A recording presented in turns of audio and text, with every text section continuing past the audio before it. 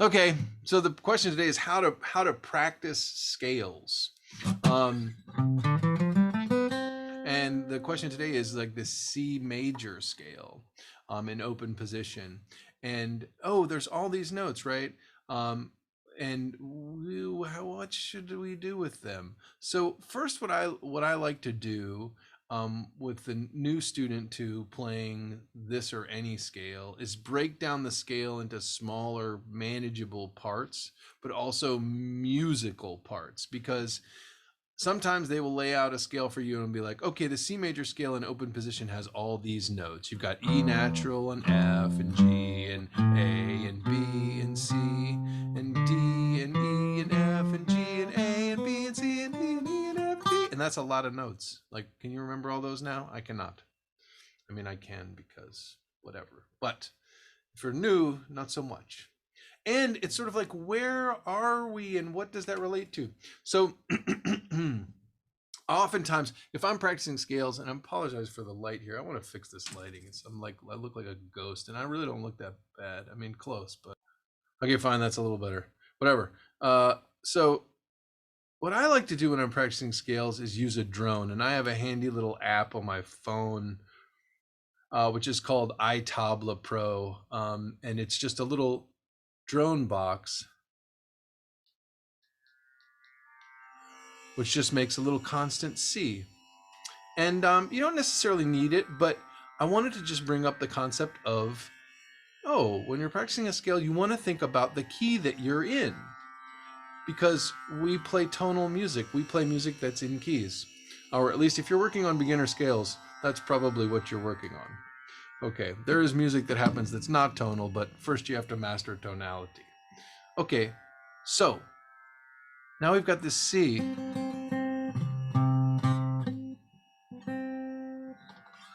Close to C. Okay.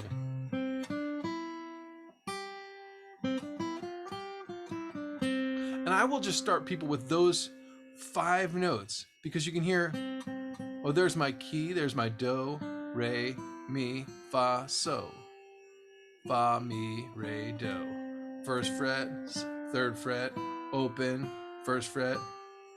And when you start practicing this, if you're a beginner, what you really want to start with is focusing on when you are descending, when you're going down musically. So, fa, mi, re, do. Notice this. When I start on so, I'll start with all my fingers, right, on the string, right?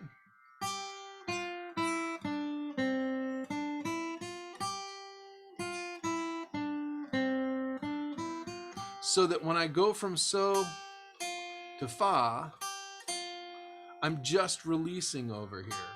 And notice one other thing too is that most of the books will have you start with the third finger, and then your fourth finger's all down here lonely, not knowing what to do, and it's confused. And so, oh hey,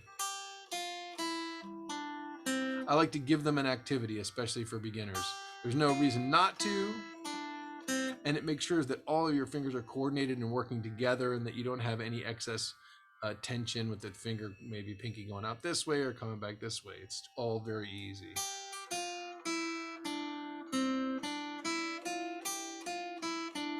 And you can see that do, re, mi, fa, so, fa, mi, re, do.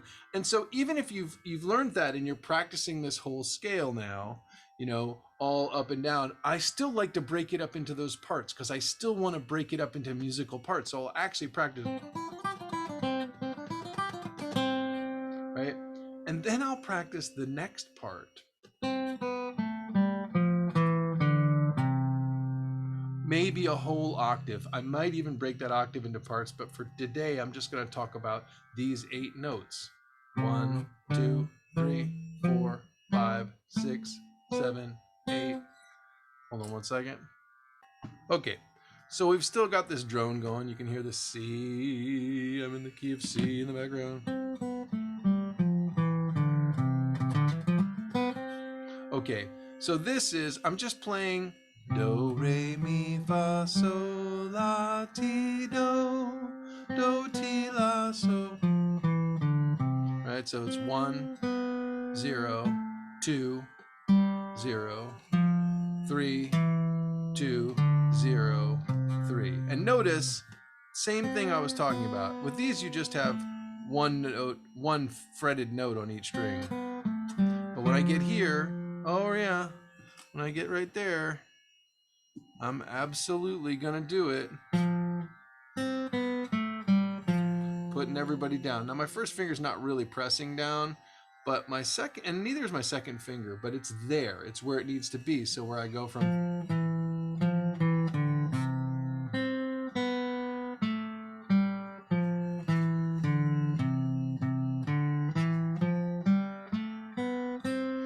and that's the first way that I would practice that. While we're talking about it, I guess I would say if you're just starting out, I recommend practicing lots of rest strokes. Now I need more light. What? Okay, let's try that. So I recommend rest strokes. It helps you learn where the strings are. Every time I play a string, I'm passing through the string and landing on the next string. Later you can work on alternate picking and all kinds of different picking strategies. Alternate picking. But for starters, just some nice rest strokes. Okay, so here we go. And then finally, we've got, oh wait, we're leaving out some notes. We've played these, and then we've played these. I played up and down. Just trying to get it as easy and smooth and clear as you can. And then the last grouping that I would do would be just the remainder.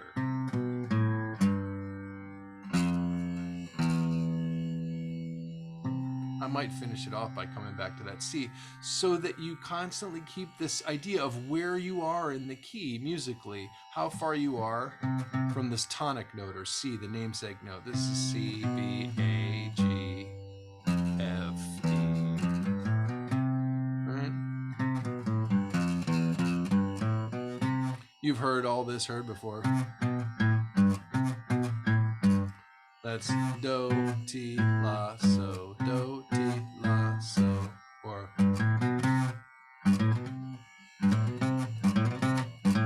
so, la, ti, do, so, la, ti, do, so, la, ti, do. And it's just a, you know, I just want to attach these scales that you're playing to the music of it, the places that you are musically. So I might practice that fragment of the scale, that fragment of the scale, or chunk, shall we say, but that piece of the scale. And in those three pieces, it's easier to memorize because you have smaller pieces and then you can put it together. If even that, if you're finding that challenging for whatever reason, you have limited time to practice, then you break it into even smaller pieces. You can break the middle piece into do, re, mi, fa, so, fa, mi, re, do.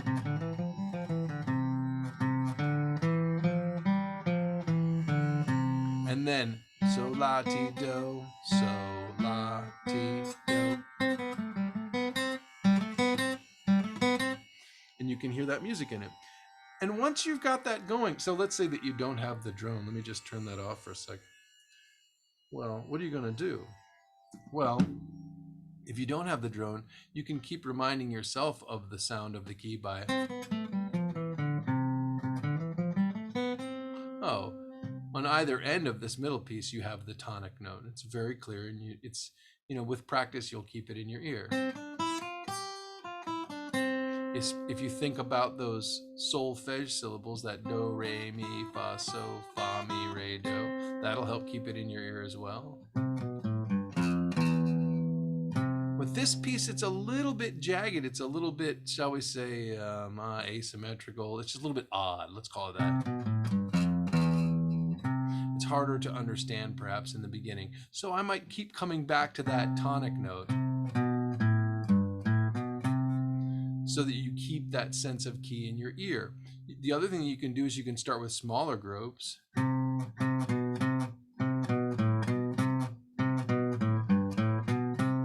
so that you're constantly coming back to the tonic.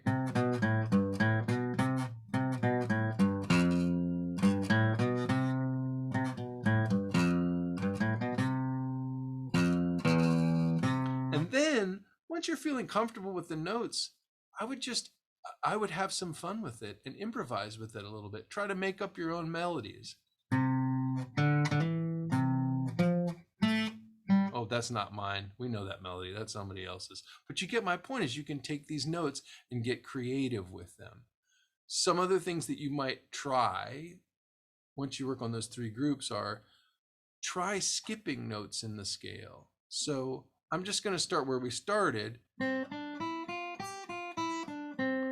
So this is do, re, mi, fa, so, fa, mi, re, do. So you might go do, mi, re, fa, mi, so. You can hear it kind of leapfrogging. Do, and then, so first fret on the B, open E, third fret on the B, first fret on the E, open E, third fret on the G. Because melodies don't always proceed stepwise. So you might go.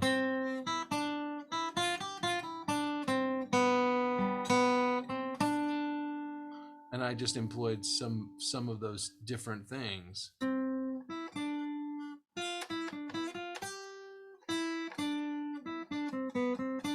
That's not terrible, right?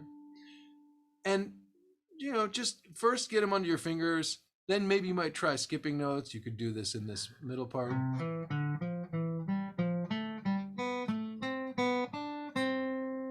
And then see if you can find some melodies.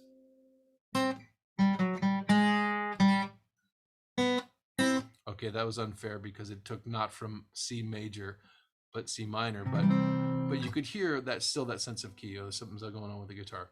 Okay, that's how I would start practicing with those scales.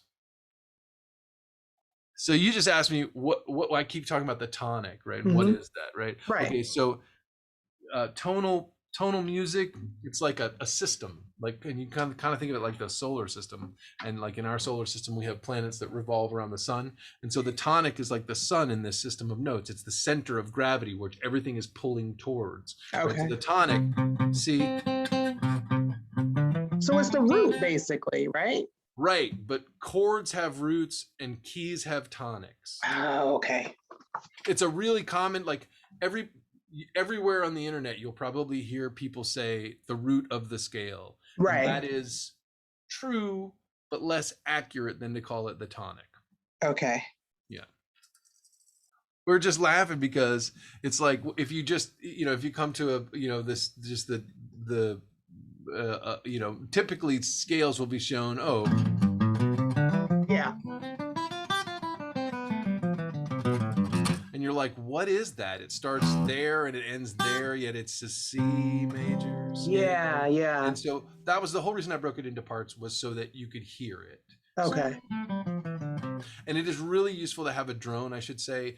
I used to, before I had this app, and you could probably just, in any phone, you could get a Tanpura app, an electronic Tanpura app, which is what that is. It's just an Indian instrument, but you could use any kind of drone instrument if you just searched your app store for, you know, a drone.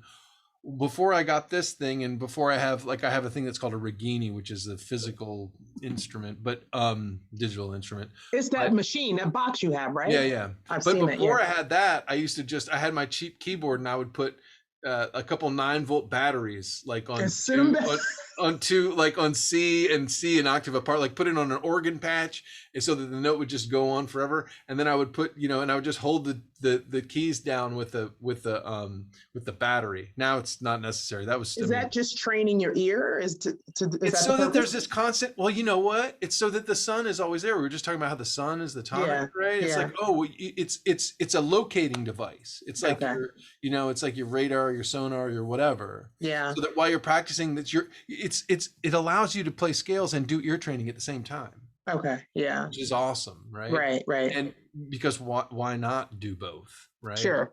And I would much rather have you doing that, because if you can hear it, you can play it. And then as far as getting it so that you can play fast, it's really, or to play, I would argue is more important to play fluidly. Yes. As a person who doesn't play particularly fast. Um, Yeah. Okay. Right. but Yeah. anyway, so you know, there's whatever. So it's more important to play clean and fluid. And if you can hear it and you can play it, it's just sort of like on all of my YouTube videos, I talk way too fast, right? Because I can talk. I don't think So so. once you learn, yeah, I've noticed. But my point is just simply is that if you learn to speak, you don't learn. I never practiced talking fast, never once in my Right. life. But once you can do it automatically, then you'll be able to do it fast. But far too many people are worried about, oh, how am I going to ever be fast enough? It's like, get it automatic, get it clean, get it smooth, Yeah. chill out, and get it. Yeah. Then then you'll be able to talk as fast as you want. Okay. Speaking of